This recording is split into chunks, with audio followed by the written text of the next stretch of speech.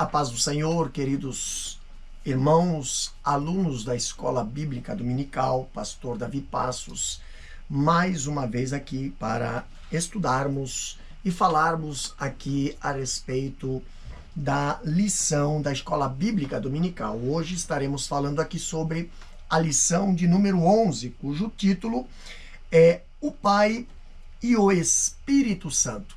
Então, abra as vossas lições, também as vossas Bíblias, e estaremos aqui meditando um pouquinho sobre este assunto.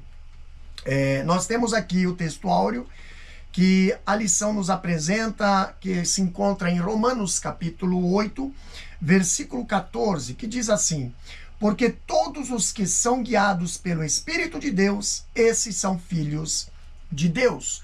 Romanos capítulo 8, versículo 14. Também a verdade prática desta lição nos traz o seguinte texto: o Espírito Santo nos liberta da escravidão do pecado, confirma a nossa filiação em Cristo e nos conduz à herança eterna planejada pelo Pai. Então, temos aí esta leitura, né?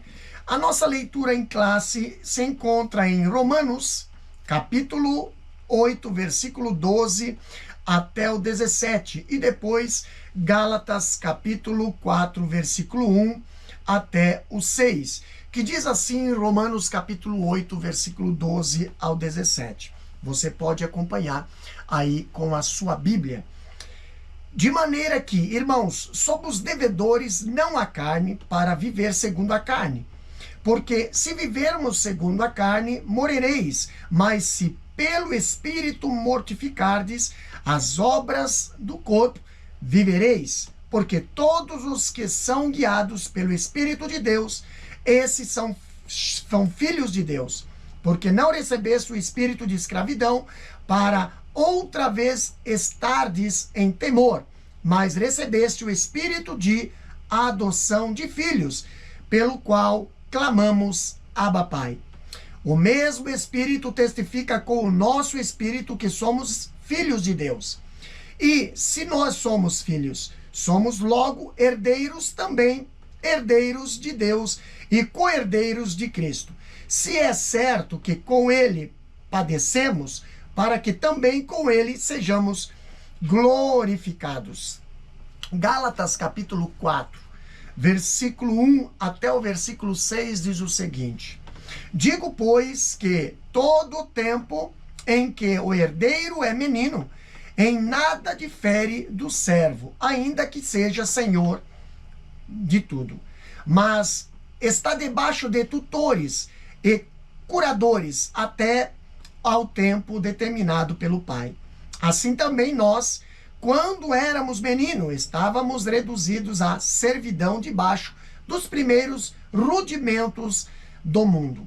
Mas, vindo a plenitude dos tempos, Deus enviou seu Filho, nascido de mulher, nascido sob a lei, para remir os que estavam debaixo da lei, a fim de recebermos a adoção de filhos. E porque sois filhos, Deus enviou aos nossos corações o Espírito de seu Filho, que clama, Abba, Pai. Então, aqui nesse tema e nesta leitura, nós temos alguns objetivos apresentados por esta lição aqui para estudarmos neste tema. Primeiro objetivo é mostrar que o Espírito Santo nos liberta da escravidão do pecado e confirmar nossa filiação em Cristo. Segundo objetivo apresentado por esta lição é explicar que o Espírito Santo guia o crente na vontade do Pai. E o terceiro objetivo é destacar que a Trindade nos conduz à herança eterna. Queridos, esse tema, o Pai e o Espírito Santo, nós temos aqui um assunto muito profundo falado aqui, onde na introdução nos traz o seguinte texto, aonde diz que a ação do Espírito Santo na vida do crente é um dom do Pai e do Filho, refletindo a obra trinitária na redenção. O Espírito Santo não apenas liberta o ser humano do pecado, mas também testifica a filiação dos eleitos e assegura o acesso à herança eterna.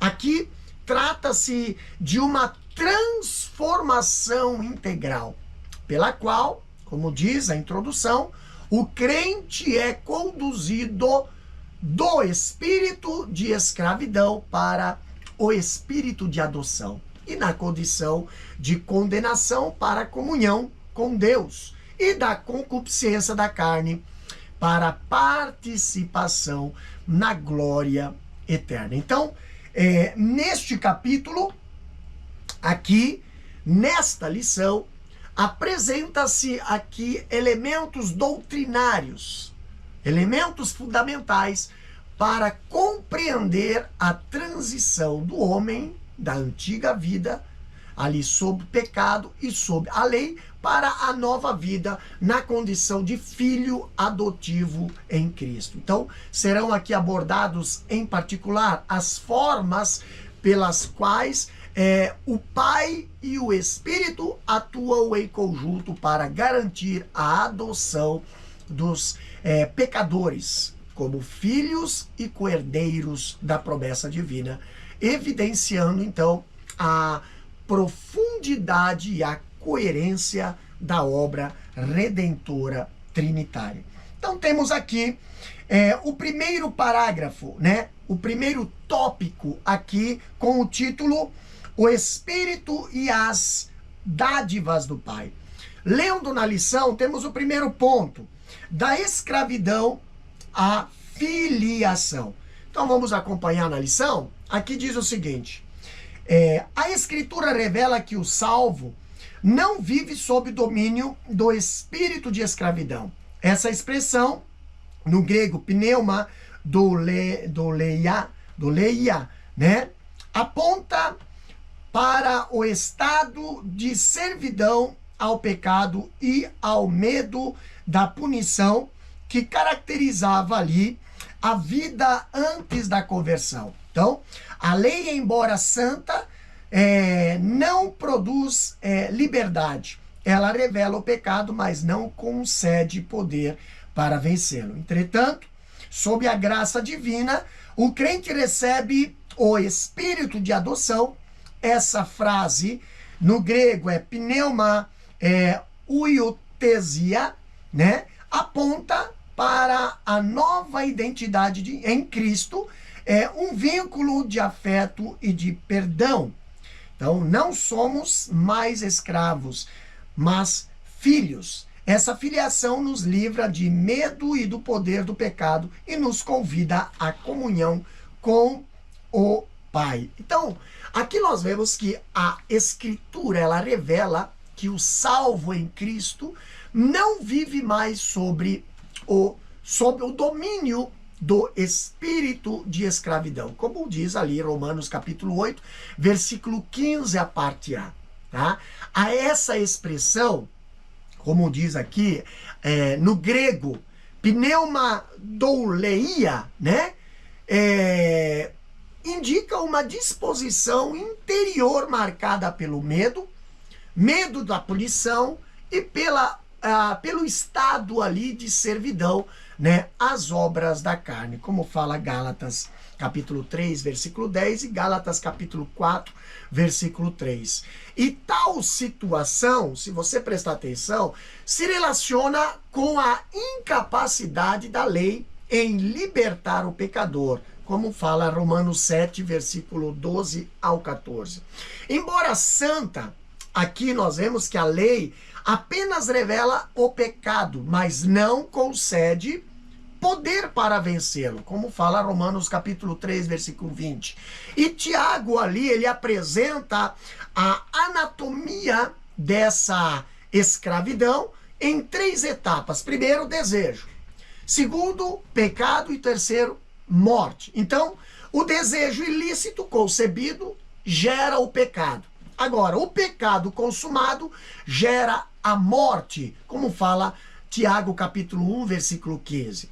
Aqui, a escravidão não se refere apenas à prática pecaminosa, tá? Mas também ao temor da morte, tá? Como diz Romanos 6 e 23 e Hebreus 2 e 15. Então aqui nós vemos que Paulo, ele expõe ali, quando fala o salário do pecado é a morte, de Romanos capítulo 6, versículo 23, a parte A. Então, essa palavra salário, tá? No grego, ela é opsonium, né?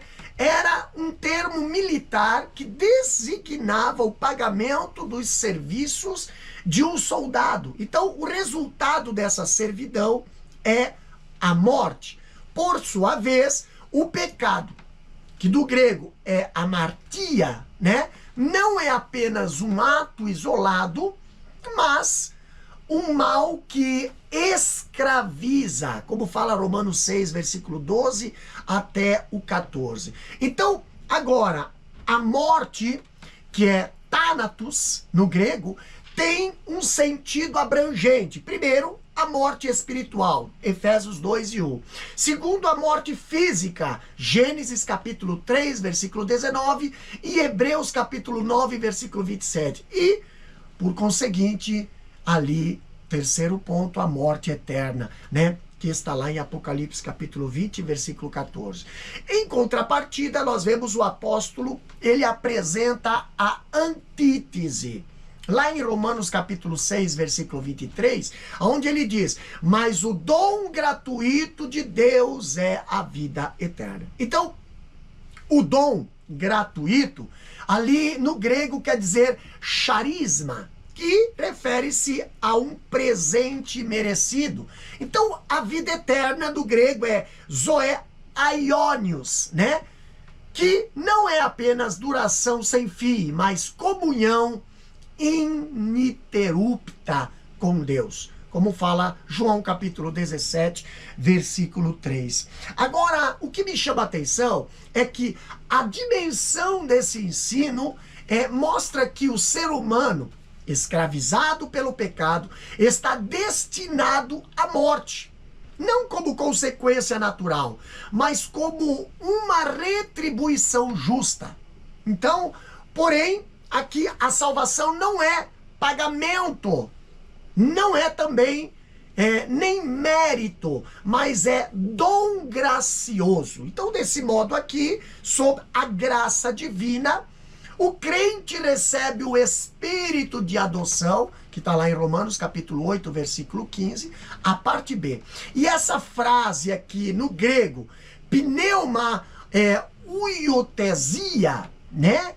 Que aponta para a nova identidade em Cristo, um vínculo de afeto, perdão e inclusão na família de Deus, como fala Gálatas capítulo 4, versículo 4 e 5 e Efésios capítulo 2, versículo 19.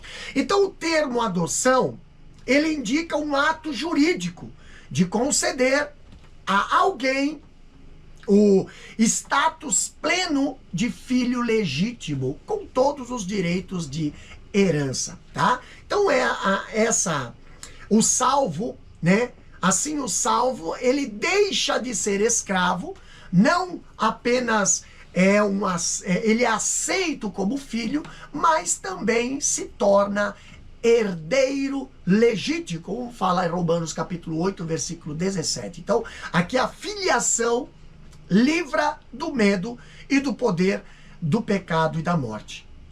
E também convida os filhos à comunhão com o Pai, como diz Gálatas capítulo 5, versículo 1 e 1 João capítulo 5, versículo 18. No segundo ponto, aqui a lição fala sobre a rebeldia a filho legítimo. Da rebeldia a filho legítimo. Quando a lição fala o seguinte: antes da regeneração éramos espiritualmente rebelde. mas por meio da graça fomos transformados. E assim, o Espírito testifica com o nosso espírito que somos filhos de Deus. Essa declaração refere-se a uma nova posição espiritual e jurídica. O Espírito opera a adoção e confirma interiormente essa verdade, dando testemunho direto ao coração do crente. Os privilégios dessa dádiva incluem o direito de chamar a Deus de Pai, pelo qual chamamos Abba Pai, em que o aramaico Abba é a forma carinhosa para papai. Indica que em Cristo temos íntimo e livre acesso ao Deus Todo-Poderoso. Outro benefício do filho tornado legítimo é que ele se torna herdeiro de toda a riqueza do seu pai adotivo. Aqui nós vemos que da rebeldia a filho legítimo, antes aqui da regeneração, todo pecador era espiritualmente idólatra e rebelde. Prova essa diz lá em 1 Coríntios capítulo 12, versículo 2. Também aqui nós vemos o escritor, ele falando como impelidos à mais grosseira idolatria pela força de uma vã imaginação, tá? Desgraça miserável da mente e estado sombrio do paganismo. Então, aqui, o principal agente da rebeldia é o próprio Satanás, é o diabo, cuja atividade começa com ações oponentes consideradas próprias dele. E o profeta Zacarias fala lá no capítulo 3, versículo 1, e Judas também no versículo 9, e Apocalipse capítulo 12, versículo 10 também diz. Mas logo se estende também aos atos mais amplos de assédio e tentação, né? 1 Pedro fala lá no capítulo 5, versículo 8. Agora, nessa condição de rebeldia e consequente queda, todas as áreas do ser humano foram afetadas.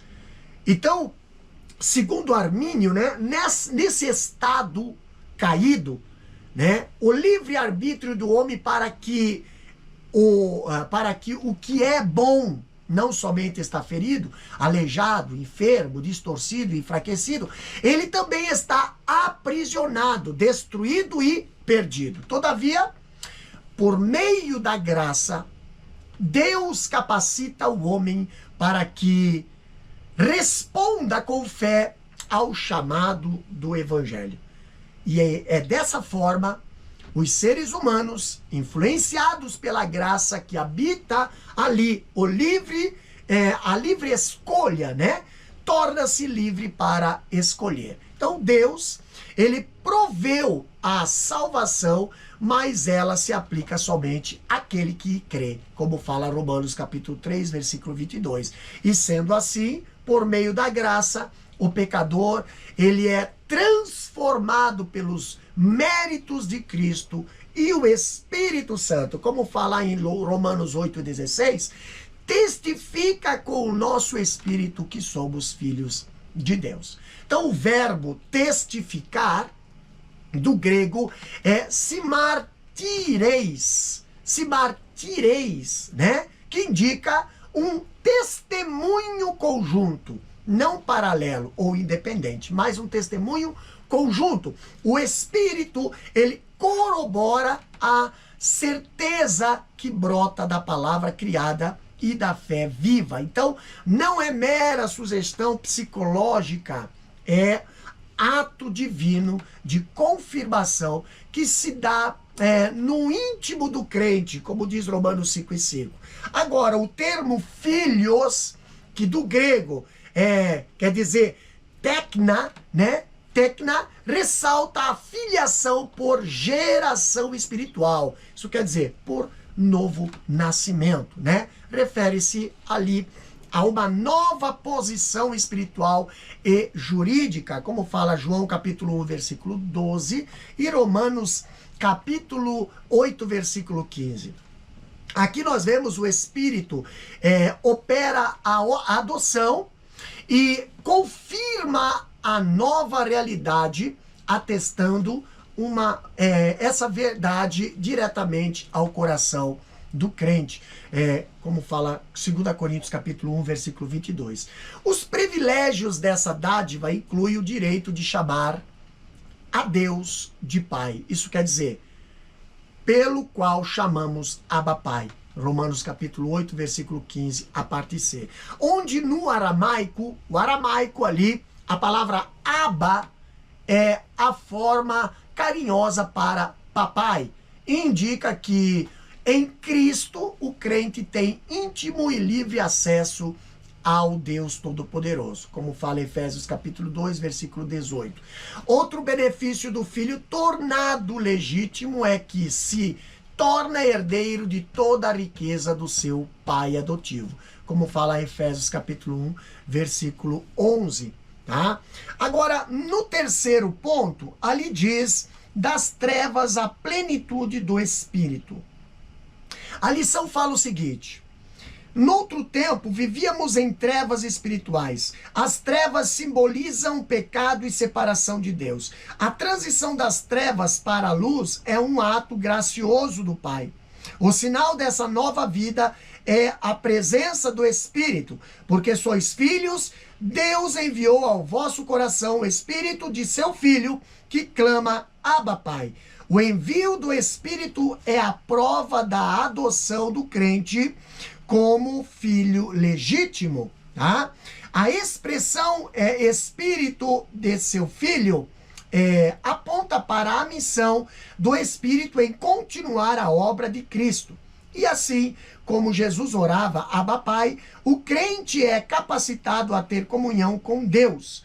Aquele que andava em trevas e ignorância espiritual, agora vive em plena luz, guiado pelo Espírito Santo. Tá?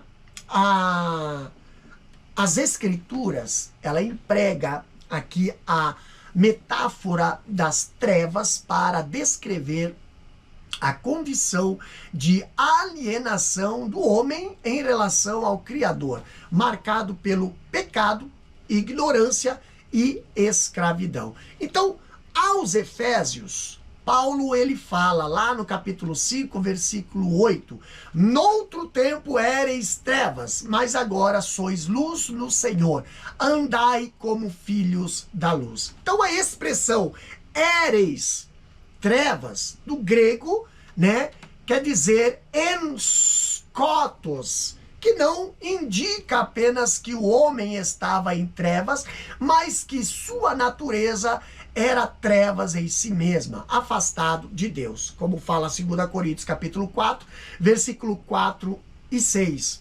E depravado, né? Como fala Atos capítulo 26, versículo 18, e desesperado, como fala Isaías capítulo 9, versículo 1 e 2.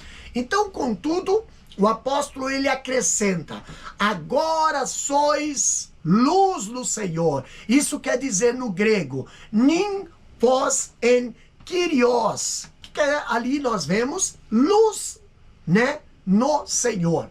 A frase mostra aqui a transformação operada por um ato gracioso do Pai, como diz 1 Pedro 2 e 9. E essa transição, ela é descrita como uma transferência.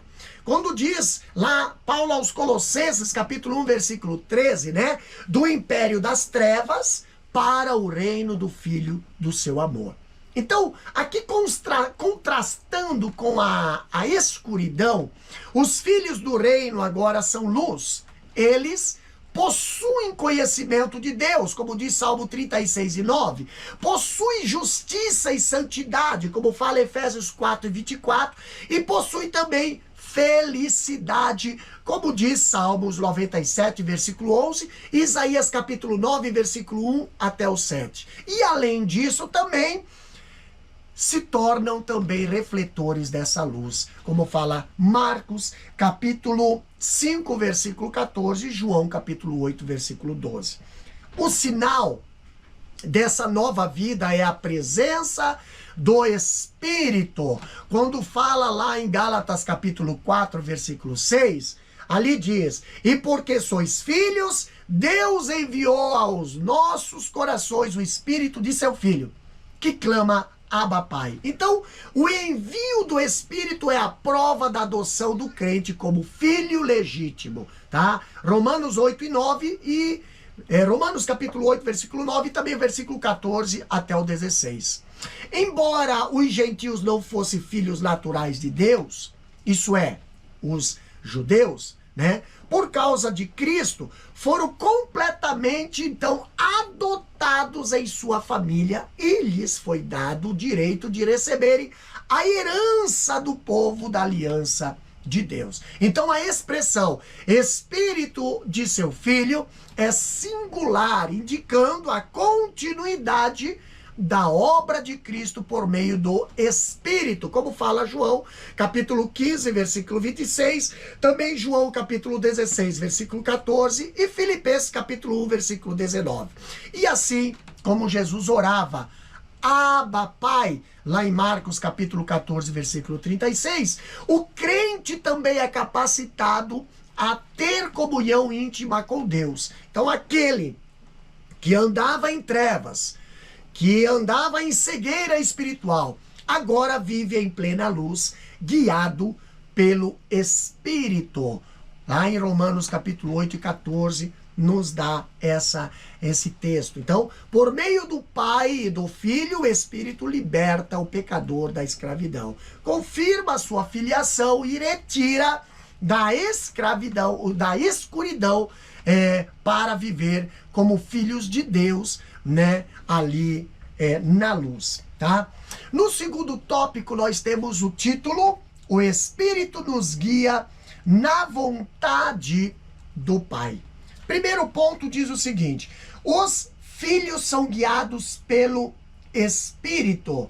Ali a lição fala o seguinte: Paulo explica que a marca de um filho de Deus não é a filiação nominal, mas uma vida conduzida pelo Espírito.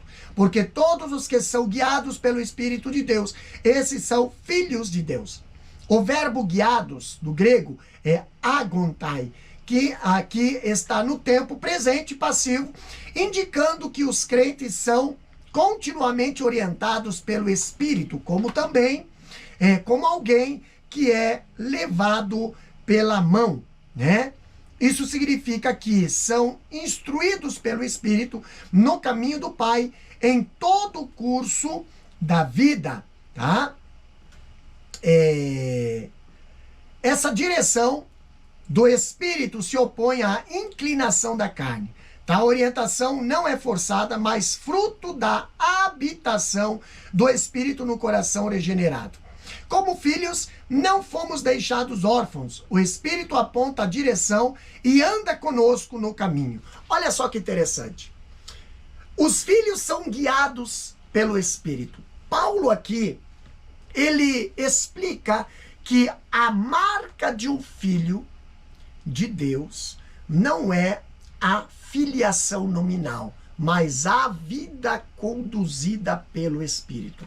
Romanos capítulo 8, versículo 14, ali diz que porque todos os que são guiados pelo Espírito de Deus, esses são filhos de Deus. Então o verbo guiado aqui no grego é agontar. Então, agontai. Então, está no tempo presente passivo. Reflete ação contínua e não coercitiva. E indica que os crentes são ininterruptamente orientados pelo Espírito, como alguém que é levado pela mão, tá? 1 João, ali, capítulo 2, versículo 27. Aqui nós vemos que João, capítulo 10, versículo 3, fala que o Espírito guia, assim como um pastor conduz as suas ovelhas e elas o seguem. Então, ou como Deus conduziu o povo pelo deserto por meio de Moisés, lá falando em Salmo 136, versículo 16, ou também o Espírito também nos orienta e nos guia, né? Como Jesus, naquele tempo, ia adiante dos seus discípulos, como fala Marcos capítulo 10, versículo 32. Portanto, ser guiado não é primariamente, né, direção para decisões circunstanciais, mas ser conduzido pelo Espírito em mortificação do pecado e vida santa. Então, o sinal identitário dos adotados, tá? É a santificação, como fala Romanos 8:13, tá? Significa que os filhos de Deus são instruídos pelo Espírito Santo no caminho do Pai em todo o curso da vida, tá? João 16:13 diz: Na igreja primitiva, sempre em conformidade com a palavra, o Espírito orientou missões e deu pareceres, como fala Atos 13:2, Atos capítulo 15, versículo 28 e Atos capítulo 16, versículos 6 e 7. Agora, o Espírito também ilumina o entendimento para discernir e compreender a vontade do Pai, tá? O apóstolo Paulo fala lá em 1 Coríntios, capítulo 2, versículo 12 a 16, e também em João, capítulo 16, versículo 13. O Espírito não contradiz a Escritura que ele mesmo inspirou, tá? Como fala em 2 Timóteo, capítulo 3, versículo 16 e 17, né? Então essa direção do Espírito se opõe à inclinação da carne e produz ali o fruto que forja o caráter cristão. Gálatas 5, 16 a 18 e também versículo 22 e 23. Então ele aplica ali a vontade do Pai na distribuição de dons espirituais, na distribuição de dons ministeriais e de serviço, como fala 1 Coríntios capítulo 12 e Efésios 2 e 10. Tal orientação é resultado da habitação do Espírito Santo no coração regenerado, como diz Romanos 8 e 9. Aqui o verbo habitar, que do grego é oikei, né? Oikei, aponta para uma residência permanente e não uma residência transitória, tá?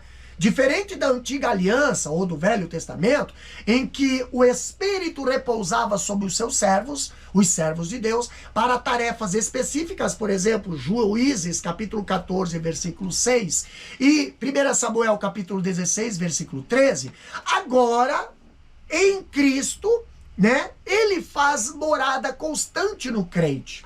Não apenas junto, mas habitando dentro de cada crente regenerado. João capítulo 14, versículo 16 e 17.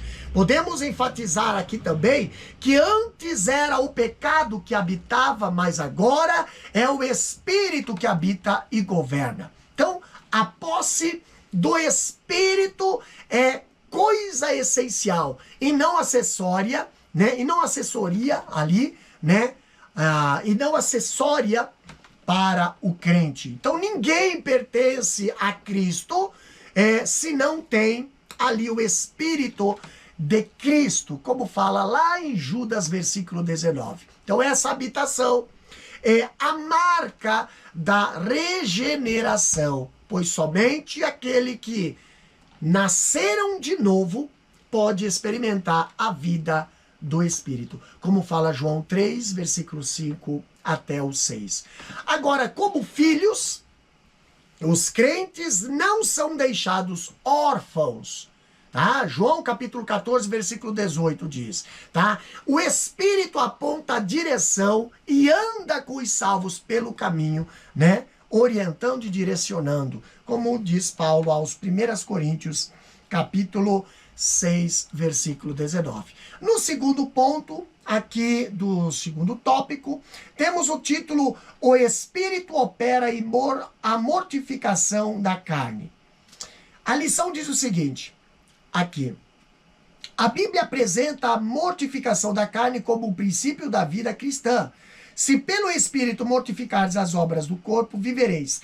O termo mortificares do grego é tanató, que aqui significa fazer morrer, sufocar, algo até que perca a sua força.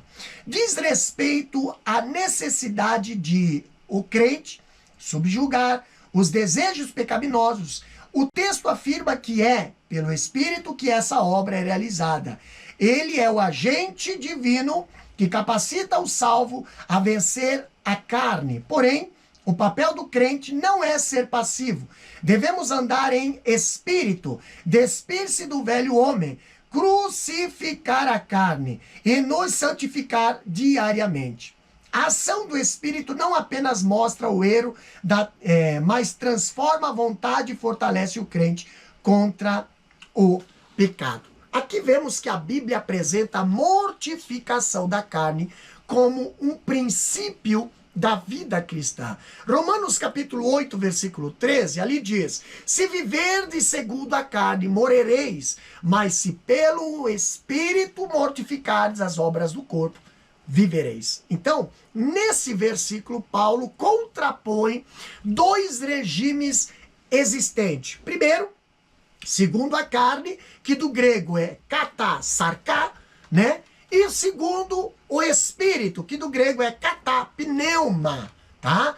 O termo mortificades, do grego é tanato, que exprime a ideia de fazer morrer continuamente, sufocar algo até que perca sua força. Então, trata-se de um processo, não de um ato isolado. Se isso aqui não ocorrer, os que estão vivendo segundo o padrão da carne estão condenados à morte, tá? Agora, dessa forma, a boa notícia está na segunda parte. Lá, Romanos capítulo 8, versículo 13, a parte B diz: se pelo Espírito mortificardes as obras do corpo, né? Que são as obras da carne, vivereis. Então, a construção pelo Espírito, que do grego é pneumat, né? É um dativo de meio, isso é, o Espírito é o agente e o instrumento dessa morte contínua do pecado. Agora, a expressão obras do corpo, que do grego é praxeis tou somatos, né? Indica que Paulo não demoniza o corpo, que será vivificado, né? Vivificado ali, Romanos 8 e 11, né? Mas visa a prática pecaminosa que se serve dele como palco de expressão. Então, a cláusula condicional culmina, né, em uma promessa: vivereis, que do grego é zedeste, né? Zedeste, que o que implica vida presente e escatológica. Agora, por conseguinte, o texto diz respeito à necessidade do crente subjugar os desejos pecaminosos, tá? E ratifica também que é pelo Espírito que os filhos de Deus devem destruir os desditosos feitos do corpo. Ele é o agente divino que capacita o salvo a vencer a carne, tá? Porém, o papel do crente não é ser passivo. A iniciativa e o poder são do Espírito. A resposta diligente é do crente, sinergismo, tá? O cristão deve andar em espírito, Gálatas 5:16. Despir-se do velho homem, Gálatas 4:22. Crucificar a carne, Gálatas 5:24. E santificar-se diariamente, Colossenses 3:5 e 1 Tessalonicenses 4:3. Então, a ação do Espírito não apenas mostra o erro, mas transforma a vontade e fortalece o crente para que o pecado perca domínio, como fala ali em Romanos capítulo 6, versículo 14. No terceiro ponto, aqui do segundo tópico, temos o título: O Espírito age conforme o plano do Pai. Olha o que diz aqui a lição, acompanha aí conosco. O plano da redenção é uma obra trinitária. Vindo a plenitude dos tempos, Deus enviou o seu Filho para remir os que estavam debaixo da lei, a fim de recebermos a adoção de filhos, Deus enviou aos nossos corações o Espírito de seu Filho que clama, Abba, Pai. Esse texto enfatiza que o Pai enviou o Filho na plenitude dos tempos, isso é, no tempo por Deus escolhido. O Filho foi enviado para o resgate dos pecadores e o Espírito para transformar em filhos legítimos. Desse modo, o Pai é o autor do plano da salvação, o Filho é o executador da redenção e o Espírito Santo é o aplicador da adoção. Essa verdade revela a perfeita harmonia na Santíssima Trindade, tá? O plano da redenção é uma obra essencialmente trinitária. Se nós olharmos em Gálatas capítulo 4, versículo 4 até o 6, ali Paulo fala, vindo a plenitude dos tempos, Deus enviou seu Filho, mais à frente diz, para remir os que estavam debaixo da lei, a fim de recebermos a adoção de filhos, mais adiante diz, Deus enviou aos nossos corações o Espírito de seu Filho. Agora, a frase plenitude dos tempos, que do grego é pleroma, tou, shonuo, né? Shronuo, marca shronou, marca o fim do período de tutela da lei, tá? Ensina que o plano pré-ordenado de Deus era que a lei ditasse o fundamento da moralidade até a vinda de Cristo. Então, Jesus é o ponto focal da história mundial. Ele é o sustentáculo do qual depende a virada dos tempos. Os textos é teologicamente rico, pois evidencia que cada pessoa da Trindade ali tem uma função específica e harmoniosa no plano eterno de Deus. Então, nós vemos que o Pai enviou o Filho. Tá? A encarnação de Cristo ocorreu no tempo previamente estabelecido pelo Pai, dentro de sua soberania e sabedoria eterna, como fala Atos capítulo 17, versículo 26. Agora, o Pai não apenas idealizou, mas também determinou o momento e as circunstâncias para que o plano redentivo se realizasse. Tá? Então, ele é o autor da salvação, pois, como declara o apóstolo Paulo, lá em 1 João capítulo 4, versículo 14, aonde diz, nos tempos, nós temos visto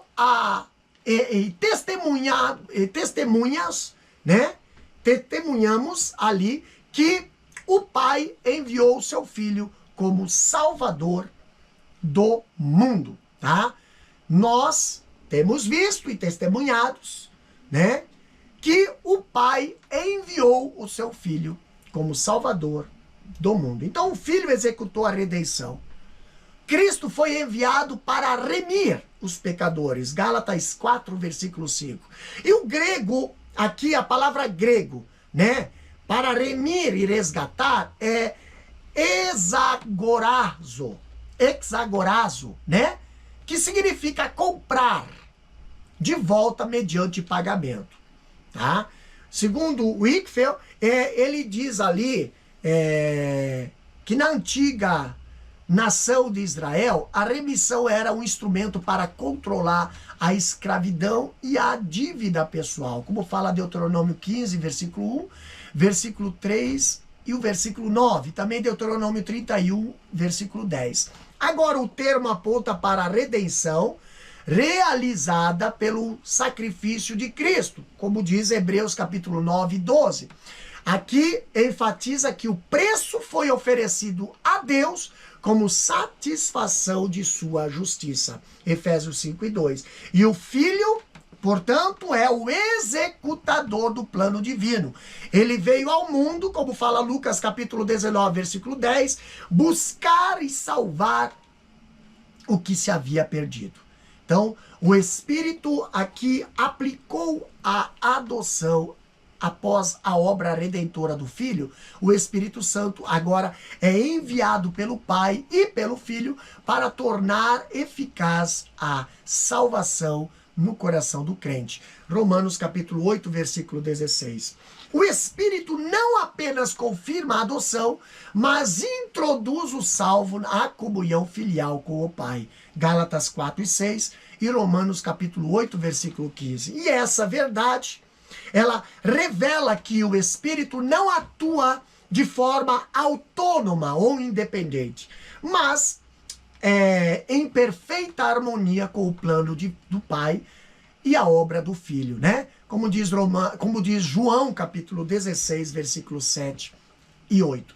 Em vista disso, aqui reitera-se que o plano da redenção é obra do Pai que planeja, do Filho que executa e do Espírito Santo que aplica. E essa verdade revela que a salvação é uma ação soberana do Deus Trino. Tá? No terceiro tópico, aqui nós vemos o título: A Trindade nos conduz à herança eterna. O primeiro ponto fala sobre herdeiros de Deus por adoção. Vamos ler?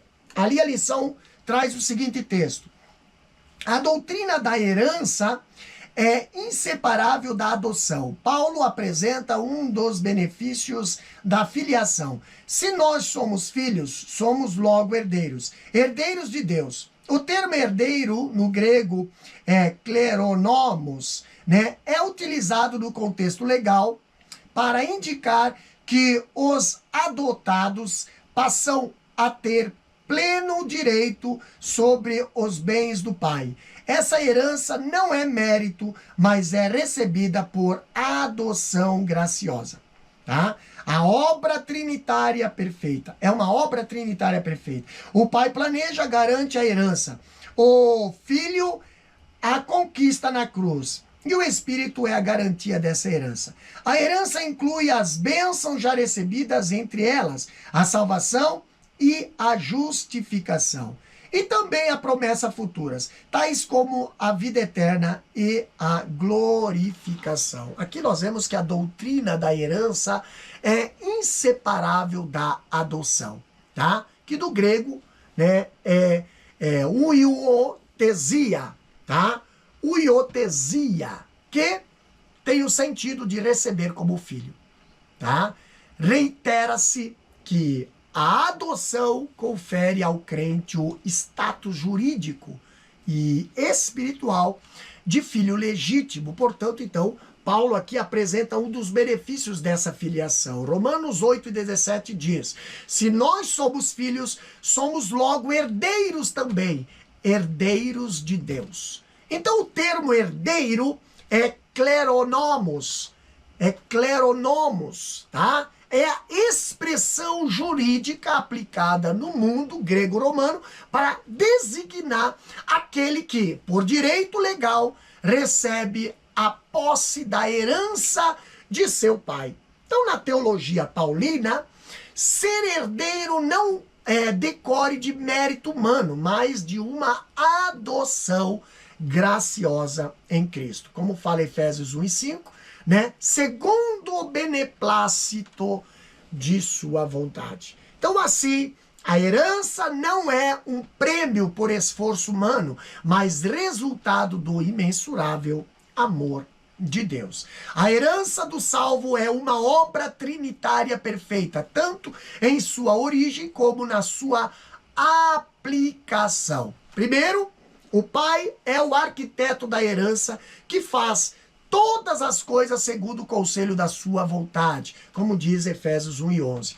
E assegura aos filhos adotivos sua participação em todas as bênçãos divinas. Segundo, o filho conquista a herança mediante sua obra redentora na cruz, por meio do precioso sangue de Cristo, como de um cordeiro imaculado e incontaminado, como fala 1 Pedro capítulo 1, versículo 19. Então, ele é o primogênito e os crentes tornam-se co-herdeiros com ele.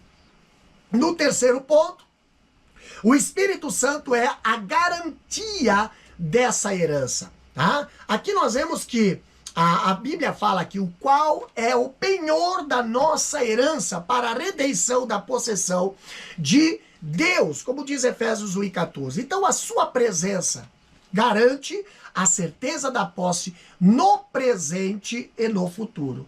Essa herança dos filhos de Deus possui dimensões escatológicas do já e ainda não. Isso quer dizer uma referência às promessas desfrutadas no presente e às que se cumprirão no futuro. Dessa forma, então, o crente salvo, ele vive o já no poder do Espírito, mas também espera o ainda não, que tendo as primícias do Espírito. No presente, a herança inclui as bênçãos já recebidas, entre elas a salvação e a justificação, né, que nós encontramos ali em Romanos capítulo 5, versículo 1 e Efésios capítulo 2, versículo 8. O batismo do Espírito Santo, os dons, os milagres e a cura de vida, né, como encontramos em Marcos 16 e 17, 18, Atos 2, 1 a 4 e 1 Coríntios capítulo 12, versículo 4 ao 11. Agora, quanto à herança futura, entre outras, o salvo aguarda as promessas de vida eterna e glorificação, como diz Romanos capítulo 6, versículo 23 e Romanos 8 e 30. Portanto, então, a herança, ela abrange tanto as bênçãos já usufruídas no presente, a época em que estamos vivendo, quanto as promessas escatológicas reveladas, né, e reservadas aos filhos de Deus. No segundo ponto aqui do terceiro tópico, nós vemos co-herdeiros de Cristo por filiação. Aqui a lição diz: a filiação nos associa ao filho primogênito como co-herdeiro de Cristo. Essa frase significa que compartilhamos com ele a mesma herança. O filho reparte com seus irmãos, redimidos aquilo que recebeu como herança eterna. Essa herança não é de posses materiais, mas é gloriosa, incorruptível e incontaminável. Porém, ser co-herdeiro de Cristo não significa apenas desfrutar da glória, mas também participar de seus sofrimentos. Isso confirma que a vida revela que essas aflições têm propósitos eternos. A glória futura é certa, mas a cruz precede a coroa. Nosso chamado não é apenas para ser salvo, mas para ser moldado conforme o Filho. É isso, e isso inclui as marcas da cruz. Queridos, a filiação divina não apenas insere o cristão na família de Deus, mas também o associa aos filhos, ao filho primogênito, como fala Romanos 8 e 29.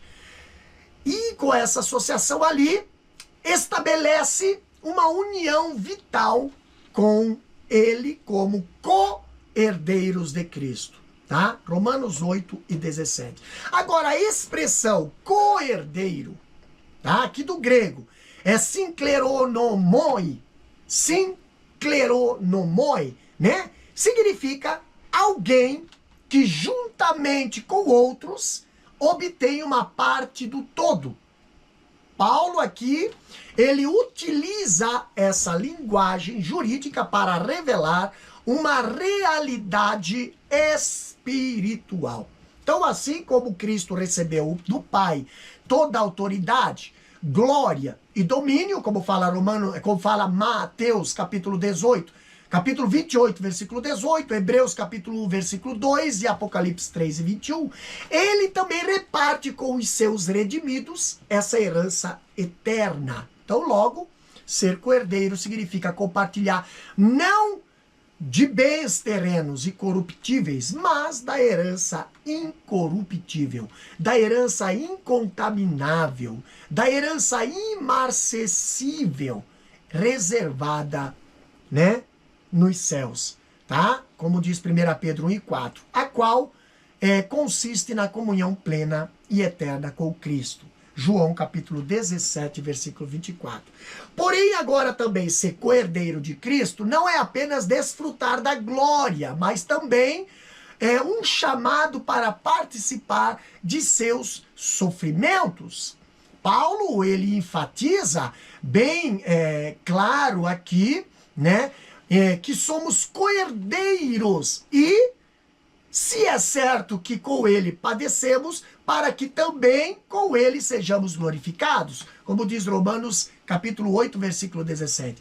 Agora, num comentário, Broadman, ele elucida que os co-herdeiros com Cristo, todavia precisam participar ali dos seus sofrimentos, se desejar participar da sua glória. Então, ambas as experiências pertencem à filiação. Se nós for conferir com Filipenses capítulo 1, versículo 29, Filipenses capítulo 3, versículo 10 e Colossenses capítulo 1, versículo 24. Então nós vemos que o apóstolo Paulo, ele lembra que se sofrermos, também com ele reinaremos. 2 Timóteo 2 e 12. E isso confirma que a vida cristã não é isenta de dores, mas é marcada pela tensão, tá, entre a aflição presente e esperança futura. Então, porém, essas aflições não se comparam com a glória que será revelada, né, naquele dia, como fala Romanos capítulo 8, versículo 18.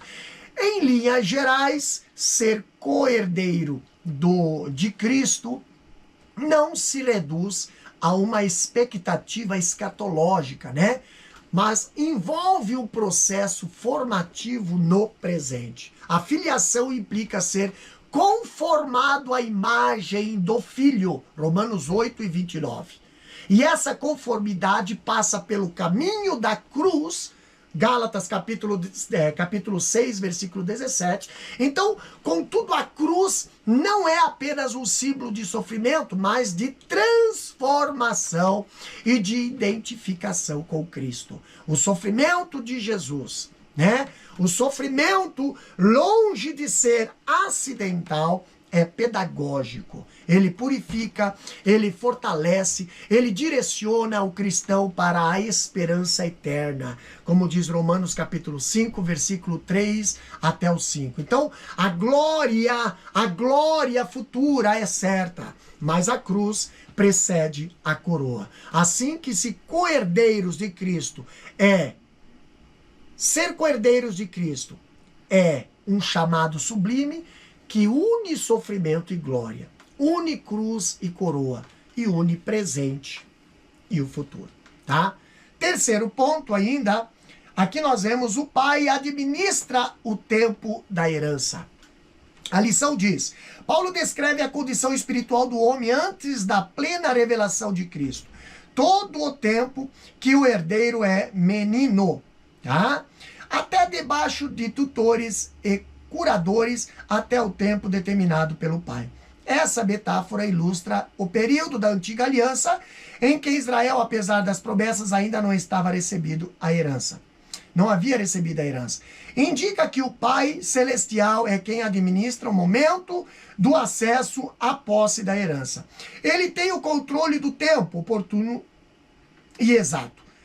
Do grego, kairos, não só para o evento do Messias, mas também para a outorga da promessa e da herança eterna na vida de cada crente. Portanto, o crente deve confiar que Deus sabe o tempo certo para conceder cada porção da sua promessa e cada um de seus filhos. Paulo aqui descreve a condição espiritual do homem antes da plena revelação de Cristo. Como diz Gálatas capítulo 4, versículo 1 e 2. Todo o tempo em que o herdeiro é menino está debaixo de tutores e curadores até ao tempo determinado pelo Pai. Então essa metáfora, ela ilustra claramente a experiência de Israel sob a antiga aliança. Apesar de possuir a promessa divina, o povo ainda não usufruía da herança plena, permanecendo sob ali a tutela da lei e das estruturas temporais, como fala Gálatas capítulo 4, versículo 3. Então o ponto central é que o acesso e posse à herança não é automático. Ele depende da administração soberana do pai, como fala Gálatas capítulo 4, versículo 4. Aqui nós vemos que o pai está no controle da situação, fazendo os melhores arranjos para seu filho, e isso serve de ilustração admirável da provisão de Deus para o seu povo. Então, o apóstolo enfatiza que o pai determina o tempo, do grego protésbios, tá? Para a plena manifestação da herança, como fala Gálatas capítulo 4, versículo 2. O termo significa colocado de antemão, apontado ou determinado anteriormente. Então, o pai é que tem o controle do tempo oportuno e exato, como diz o grego, kairos, né? Não só para o advento do Messias, mas também para a outorga das promessas e da herança eterna, como fala Eclesiastes, capítulo 3, versículo 1. Então Deus, em sua sabedoria, controla o período adequado para que cada promessa seja experimentada na vida dos herdeiros. Porque os povos ali estivessem maduros, ou uma lei numérica, né, se manifestasse. Mas foi Deus quem fez o tempo andar. Por conseguinte, o crente não deve ansiar pelo cumprimento das promessas em seu próprio ritmo, mas reconhecer que o tempo de Deus é perfeito. Como fala Romanos, capítulo 8, versículo 28. A espera não é passiva, mas um processo de aprendizado em que Deus prepara o coração e amadurece o herdeiro. Então a metáfora da tutela também reforça aqui a natureza progressiva da herança. Então, antes da maturidade, o herdeiro participa apenas parcialmente das promessas. Como fala Efésios capítulo 4, versículo 13, né? Até que todos chegamos à unidade da fé e ao conhecimento do Filho de Deus e a varão perfeito, à medida da estatura completa de Cristo, tá? Portanto, o crente deve confiar em sua herança, né? Confiar que sua herança é administrada soberanamente pelo Pai. E ele sabe o tempo certo de conceder cada porção da sua promessa a cada um de seus filhos. Amém? Estamos aí, então, vamos para a conclusão. A conclusão da nossa lição aqui diz o seguinte: o Espírito Santo é a dádiva do Pai Celestial e de seu Filho Jesus Cristo. O Espírito nos torna filhos por adoção, herdeiros com Cristo. Habita em nós, orienta e santifica o crente. A igreja deve viver sobre essa consciência. Pertencemos ao Pai, guiados pelo Espírito, glorificando ao Filho. Amém? Então chegamos aí ao final de mais uma lição. Vamos para a revisão do conteúdo aqui, o nosso questionário. A primeira questão diz o seguinte: o significado, a expressão, o que significa a expressão Abba Pai e que ela indica? Aqui a resposta é o seguinte: o aramaico Abba é a forma carinhosa para papai. Indica que em Cristo temos íntimo e livre acesso ao Deus Todo-Poderoso, como fala Efésios 2 e 18. Segunda questão: como a ação do Espírito opera a mortificação das obras da carne? Resposta: diz respeito à necessidade de o crente subjugar os desejos pecaminosos. Tá? Terceira questão: explique o papel de cada pessoa da Trindade no plano da redenção. Resposta: o Pai é o autor do plano da salvação. 1 João capítulo 4 e 14. O Filho é o executador da redenção. Hebreus 9 e 12. E o Espírito é o aplicador da adoção. Efésios 1:5. Quarta questão. O que significa o termo herdeiros no contexto da filiação espiritual? Resposta. O termo herdeiros, do grego, é kleronomos. É utilizado no contexto legal para indicar que os adotados passam a ter pleno direito sobre os bens do pai. Quinta questão e última. Quais são as consequências de ser co-herdeiros com Cristo? Resposta. Compartilhamos com ele a mesma herança, recebemos do Filho a herança eterna. Essa herança é gloriosa, incorruptível e incontaminável, como João capítulo 17, 24 e 1 Pedro 1:4. E assim, finalizamos mais uma lição. Lição de número 11 do primeiro trimestre de 2026.